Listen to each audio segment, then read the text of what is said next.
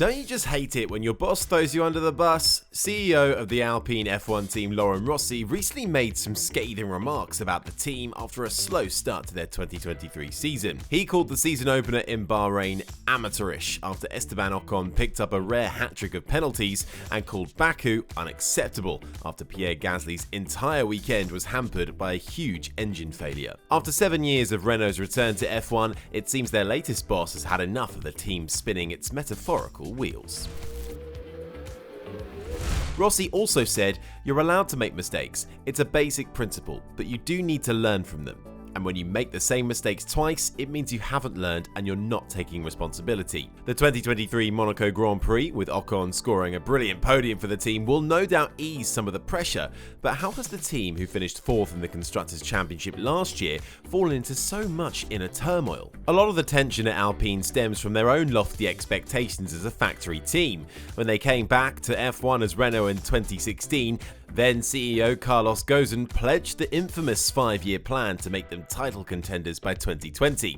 That failed spectacularly, with just 3 podium finishes to their name across the 5 years, and failing to crack the top 3 in the Constructors' Championship. Laurent Rossi then took over as CEO of the team in 2021, and while he was more modest about expectations, saying he wanted the team to be regularly on the podium by 2024, it was hard to ignore the parallels with Ghosn's approach when Rossi called his regime a 100-race plan instead. And while Alpine has made some tangible progress since then, scoring their first win since coming back in the epic Hungarian Grand Prix of 2021, and have returned to their best championship finish of 4th since coming back in 2022, the French manufacturer has been one of the biggest victims of Aston Martin's shock rise, knocking them back down to 5th in the standings and clearly drawing anger from Rossi over the team taking a step backwards. With Alpine desperate to make genuine inroads into F1's elite, given their parent company's clout as a car maker, and the sport sometimes leaning towards football's approach of quicker cycling out of managers, all the pressure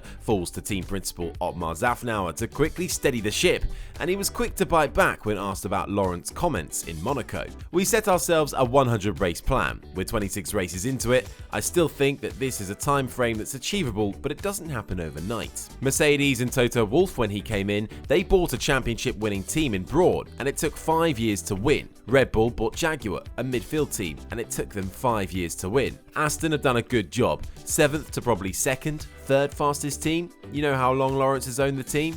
He bought it in 2018. We're in 2023. 5 years. I've been in F1 25 years. I know what it takes. Otmar certainly has a point. Winning overnight is very rare in a sport as competitive as F1, but when Alpine have already toiled away in the midfield for 8 seasons since coming back and need lofty results to justify the hundreds of millions of pounds Renault have invested, it's understandable why the senior management at Alpine might not share the same level of patience that Otmar's trying to instill. Who's in the right within Alpine's management, and do you think they'll ever become an elite team in F1 again? Let us know your thoughts in the comments, and if you enjoyed the video, be sure to subscribe.